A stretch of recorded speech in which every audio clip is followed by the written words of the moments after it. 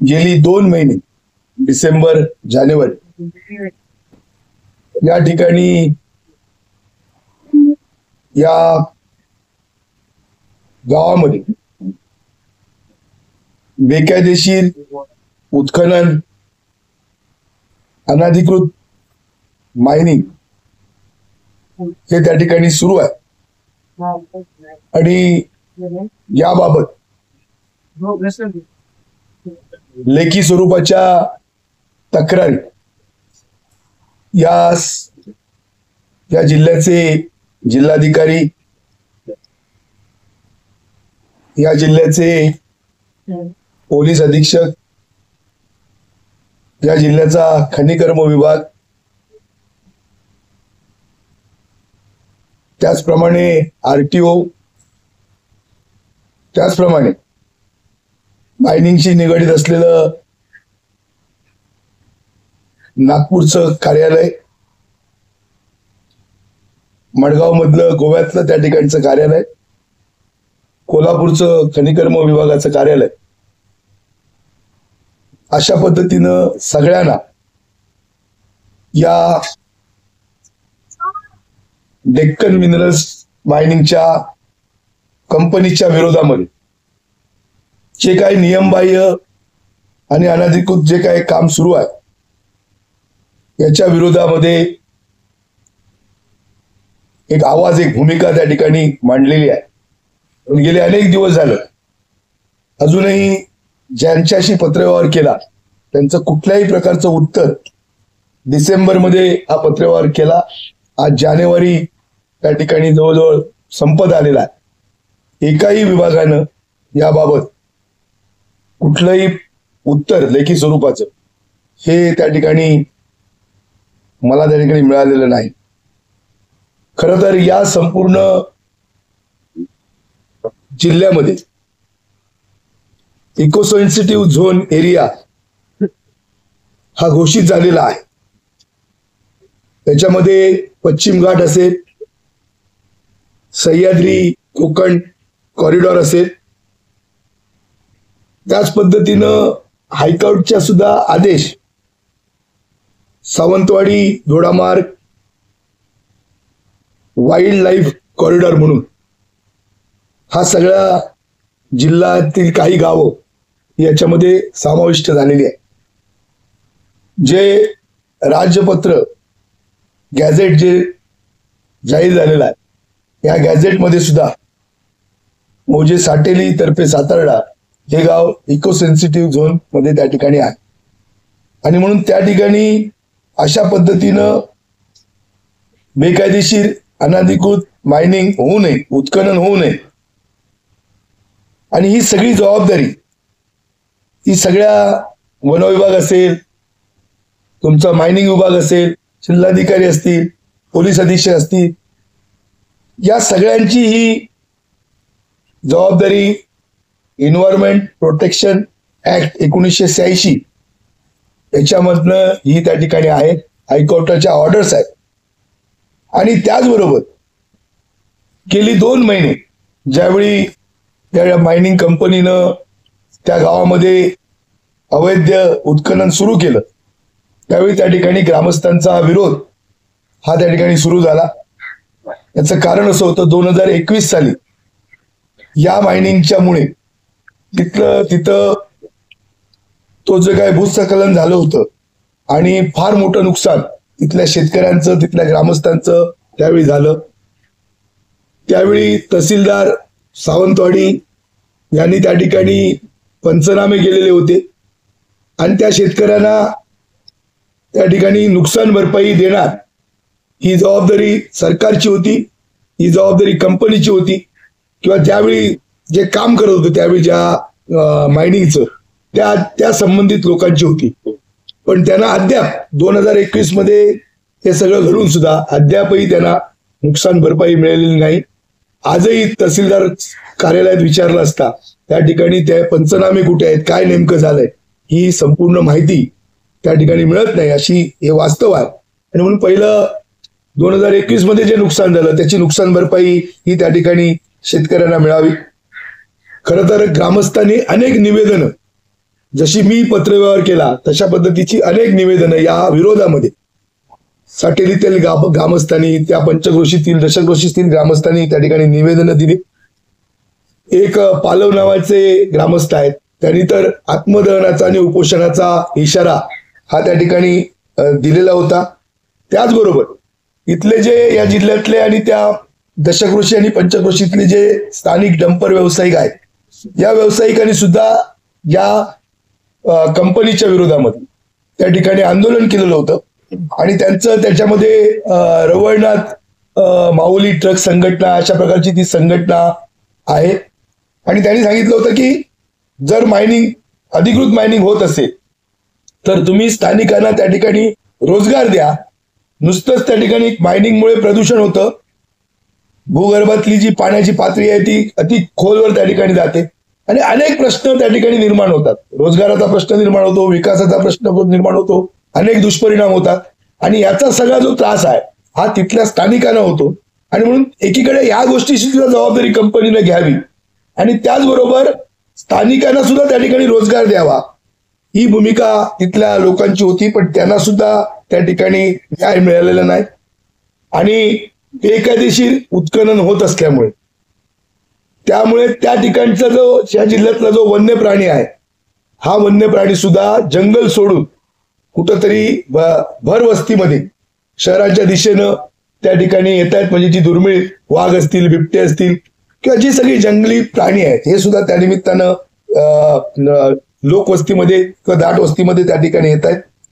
खरं तर ज्या कंपनीनं ही काम सुरू केलं त्याच्यानंतर त्या ठिकाणी विरोध झाल्याच्या नंतर त्या तिथल्या ग्रामस्थांना ज्यांनी या कंपनीला विरोध केला त्यांना धमक्या देण्याचं काम सुरू झालं. एवढंच नाही तर ग्रामपंचायतीचे जे उपसरपंच आहेत या उपसरपंचांना सुद्धा त्या ठिकाणी धमकी दिली गेली. सरपंचांच्या पतीला, तिथं महिला सरपंच आहेत त्यांच्या पतींना सुद्धा धमकी देण्यात आली. ग्रामपंचायत सदस्यांना सुद्धा त्या ठिकाणी धमकी देण्यात आली. 2 दिवसापूर्वीच या मायनिंगचं वाहतूक म्हणजे पोर्टवर जो माल नेण्याची प्रक्रिया सुरू झालेली आहे आणि ज्यावेळी सुरू झाल्यानंतर सुद्धा तिथल्या जनतेनं त्या ठिकाणी या मायनिंगच्या वाहतुकीस विरोध केला. पण तरी सुद्धा त्या ठिकाणी या सगळ्या गोष्टीला पोलीस असतील, खनिकर्म विभाग असेल, जिल्हाधिकारी असतील, या तालुक्याचे तहसीलदार असतील किंवा जे संबंधित RTO असतील यांनी याची कुठलीही दखल त्या ठिकाणी घेतलेली नाही. उलट ग्रामस्थांना धमकावून त्या ठिकाणी हा जो सगळा कंपनीचा काळा कारभार, हे बेकायदेशीर उत्खनन, बेकायदेशीर मायनिंग त्या ठिकाणी सुरू आहे. कालच आसगाव परिसरामध्ये याच वाहतुकीतनं एक डंपर हा अपघातग्रस्त झाला आणि तो डंपर संपूर्ण त्या डंपरचा जो चालक आहे हा जागीच त्या ठिकाणी मृत्युमुखी पडलेला आहे. त्याचबरोबर साटेलीचा जो मायनिंग वरनं येणारी जी वाहतूक आहे या वाहतुकीमध्ये म्हणजे पोर्टकडे जाणारी जी वाहतूक आहे, मायनिंग पासून पोर्टकडे जाणारी वाहतूक आहे, या वाहतूक मधला जो सगळा जमीन आहे, जी रस्ता आहे, याचे जे मूळ जे जमीन मालक आहेत या सगळ्या जमीन मालकांकडनं कुठलंही संमतीपत्र त्या ठिकाणी घेतलेलं नाही आणि म्हणून जे अनेक जे जमीनचे मालक आहेत ते सुद्धा त्या ठिकाणी विरोध करतात. पण त्यांचा विरोध त्या ठिकाणी जुमान्यात गेलेला नाही आणि तशाही परिस्थितीमध्ये आज ती वाहतूक कुठलीही मालकाची संमती नसताना आणि कुठलीही परवानगी नसताना त्या ठिकाणी हे अनधिकृत त्या ठिकाणी मायनिंग वाहतूक त्या ठिकाणी सुरू आहे. खरं तर याबाबत अनेक प्रश्न पत्राच्या मार्फत म्हणजे परवानगीच्या बाबतीत मध्ये हे त्या ठिकाणी मी विचारलेले आहेत. त्याचंही अद्याप उत्तर मला त्या ठिकाणी मिळालेलं नाही. खरं तर ही जी माईन आहे की हे गाव इको सेन्सिटिव्ह झोन मध्ये येत असल्यामुळे खरं तर ह्याला मायनिंगला त्या ठिकाणी परवानगी मिळता कामा नये. कारण 192 गावामध्ये जर आपण गेलो, मेजर मायनिंग असेल म्हणजे प्रमुख खनिज असतील किंवा इतर खनिज असतील, तर त्या 192 गावामध्ये त्या ठिकाणी सांगितलं जातं की आपलं गाव इको सेन्सिटिव्ह मध्ये आहे, त्यामुळे तुम्हाला कुठलंही त्या ठिकाणी परवानगी मिळणार नाही. मग जर हे गाव मौजे साटेली तर्फे सातारला हे जर इको सेन्सिटिव्ह झोन मध्ये असेल तर हे गाव त्या ठिकाणी याच्यामध्ये उत्खननाची परवानगी त्या ठिकाणी कोणत्या कायद्याने दिली जाते किंवा कशी दिली जाते हे त्याच्यामध्ये महत्वाचं आहे. सर्वे नंबर जो आता प्रत्यक्षात तिथली जी परिस्थिती तिथले ग्रामस्थ जे सांगतायत, परमिशन जी घेतलेली आहे ती एका सर्वे नंबर मधली आहे आणि प्रत्यक्षात जे काम आहे हे दुसऱ्या सर्वे नंबर मध्ये त्या ठिकाणी सुरू आहे. जर जिल्हाधिकाऱ्यांनी किंवा खनिकर्म विभागाने जर गुगल मॅप जर सर्च केला तर त्या गुगल मॅप मध्ये या ठिकाणी कुठं नेमकं त्या ठिकाणी परमिशन आहे, परमिशन जे आहे ते 4037 मध्ये आहेत. कारण ह्या ज्या माईन्स आहेत ह्या 4 माईन्स आहेत. म्हणजे तिची माईन्सची तुम्हाला नंबरही मी सांगतो. तर त्याच्यामध्ये आजची परिस्थिती या 2 माईनमध्ये 4037 लीज आहे आणि 5212 मध्ये त्या ठिकाणी प्रत्यक्षात काम सुरू आहे. आणि म्हणून याबाबत IBMS म्हणजे IBM इंडियन ब्युरो मायनिंग, त्याचप्रमाणे DGMS गोवा आणि त्याचबरोबर खनिकर्म विभाग कोल्हापूर आणि खनिकर्म विभाग नागपूर या सगळ्यांना त्या ठिकाणी त्याबाबतची तक्रार ही लेखी स्वरूपात दिलेली आहे. गावामध्ये जे लोक आहेत यांना ज्यावेळी ही मायनिंग 10-20 वर्षापूर्वी सुरू होती त्यावेळी जे शब्द दिलेले होते, त्यावेळी जे त्यांना जे पैसे द्यायचे होते ज्या कंपनीनं त्यावेळी मायनिंग केलेलं होतं ते पैसे अद्यापही त्यांना दिले गेलेले नाहीत. त्यांची नुकसान भरपाई दिलेली नाही.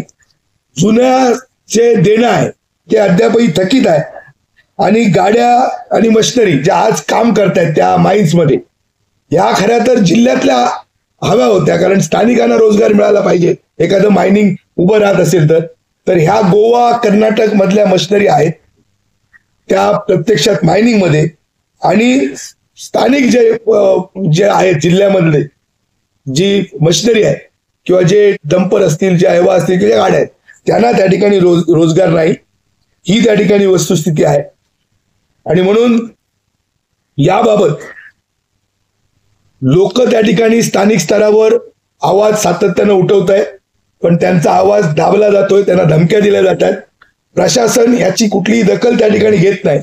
आणि म्हणून आज तुमच्या पत्रकारांच्या मार्फत ही पत्रकार परिषद मी या ठिकाणी घेतोय आणि याबाबत तिथल्या जनतेशी चर्चा करून स्थानिक सातार्डा, साटेली या दशक्रोशी मधल्या या मायनिंगच्या विरोधामध्ये जनतेची असलेली भूमिका त्यांना त्या ठिकाणी प्रत्यक्षात त्यांच्याशी संवाद साधून याबाबतचं एक जन आंदोलन लवकरात लवकर त्या ठिकाणी घेण्यात येईल.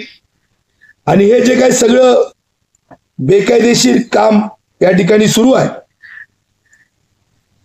त्या बेकायदेशीर काम त्या प्रशासनानं तात्काळ दखल घेऊन या ठिकाणी बंद करावं. जिल्हाधिकारी असतील, या तालुक्याचे तहसीलदार असतील, प्रांत असतील, सावंतवाडीचे जिल्ह्याचे खनिकर्म अधिकारी असतील, नागपूर, कोल्हापूर, गोवा हे सगळे अधिकारी असतील, या भागातील पोलीस अधीक्षक असतील किंवा पोलीस यंत्रणा असेल, या सगळ्यांनी त्या ठिकाणी याबाबत निर्णय करणं गरजेचं आहे. खरं तर या 4 माइन्स आहेत. मगाशी मी आपल्याला म्हणालो होतो डेक्कन माइन कंपनीच्या. एक आहे 5212, दुसरी आहे 2024, तिसरी आहे 3691 आणि चौथी आहे 4037. या 4ही माइन मधनं जवळजवळ 16 लाख टन एवढं लोह खनिज हे त्या ठिकाणी या मायनिंग मधनं काढण्यात येणार आहे.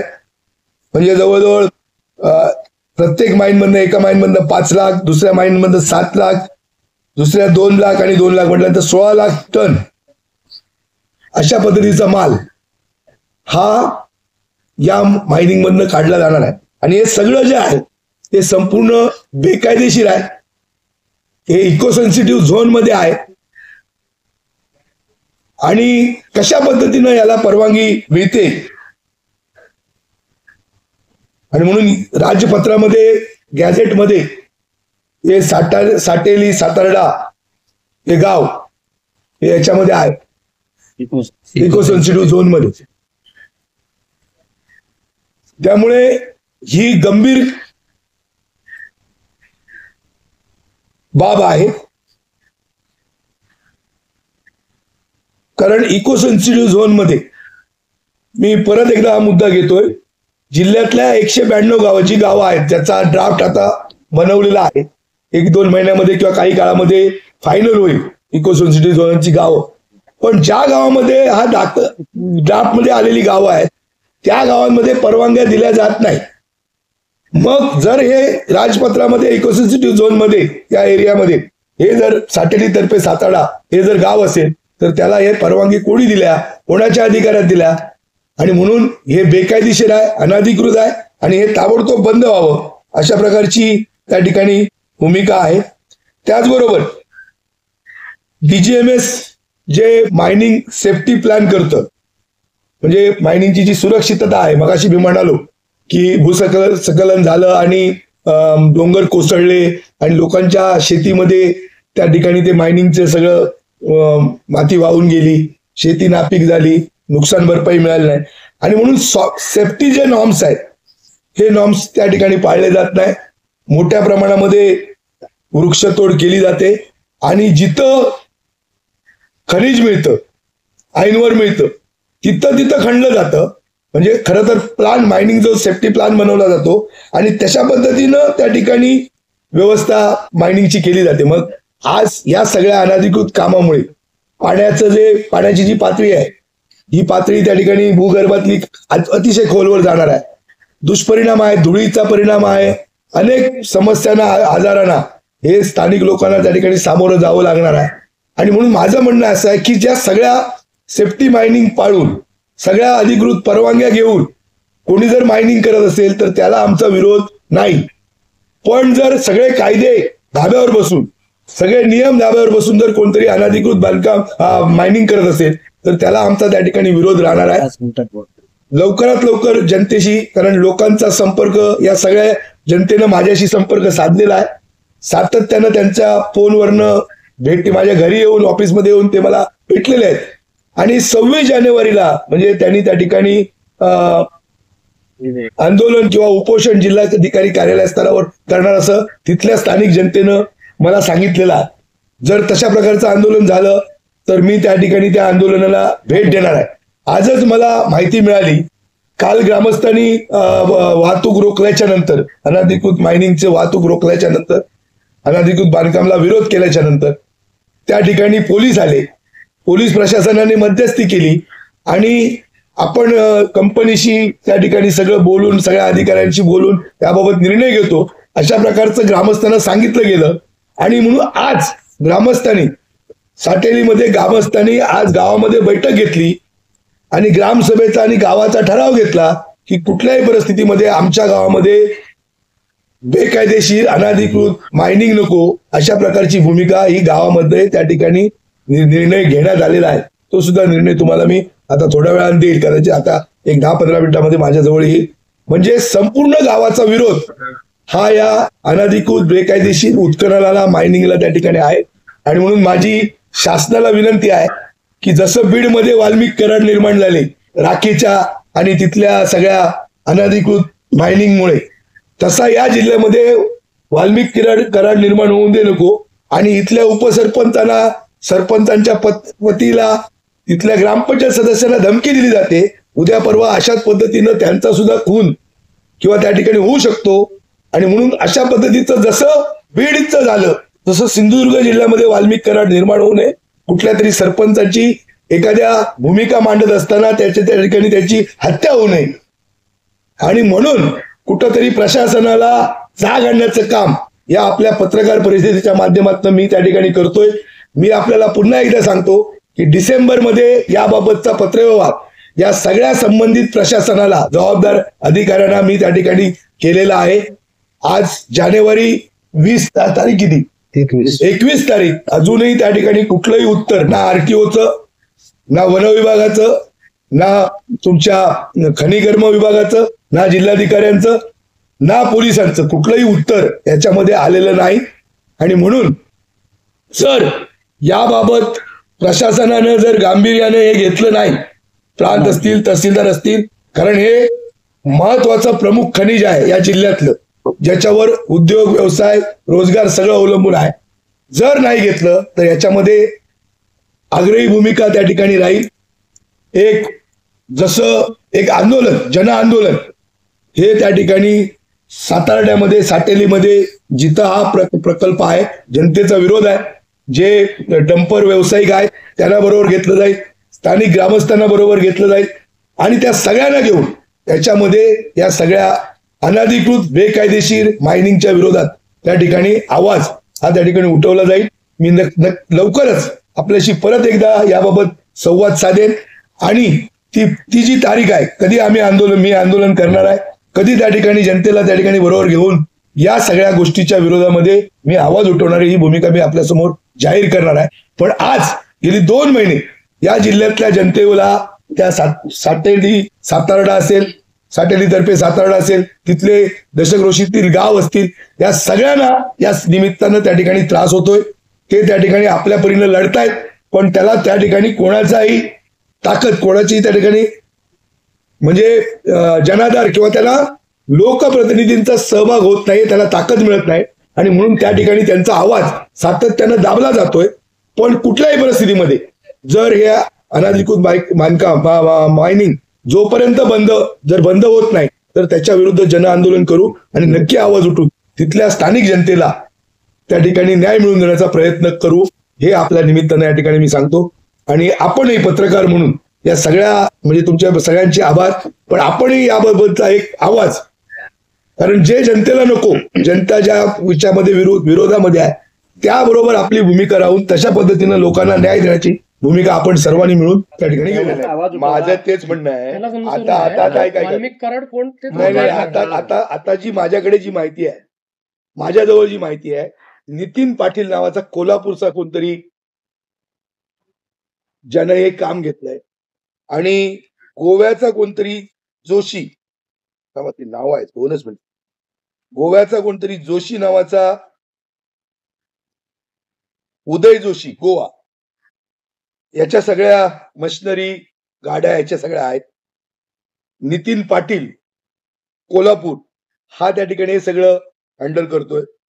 आणि याची मी जी माहिती काढली तर याचे जे मायनिंगचे जे मालक आहेत प्रमुख, ते विष्णू दळवी आहे. विष्णू दळवी यांना EOW ही कारवाई त्यांच्यावर झालेली आहे, म्हणजे ते आज तुरुंगामध्ये अटक आहे. EOW कुठे अटक आहे? मुंबईमध्ये, महाराष्ट्रामध्ये कुठेतरी काहीतरी चिटफंड अशा काहीतरी सगळ्या याच्यामध्ये ते अटक आहे. आणि त्यांचे जे मेवणे आहेत 2, जयप्रकाश राणे आणि राजेंद्र राणे, यांनी हा करार, हा डेक्कन म्हणजे श्रीवास्तव यांच्याकडे सगळ्या लीज आहेत, नितीन पाटील, उदय जोशी, विष्णू, हे सगळे करार झालेले आहेत आणि यांच्यामार्फत हा सगळा व्यवहार या ठिकाणी सुरू आहे. म्हणजे ही माहिती माझ्याकडे आहे. पण ह्याच्या मागे कोण आहे, याला वरदहस्त कोणाचा आहे? पण हे राणे पॅटर्न कुठले आहेत? नाही, हे जयप्रकाश राणे नाही.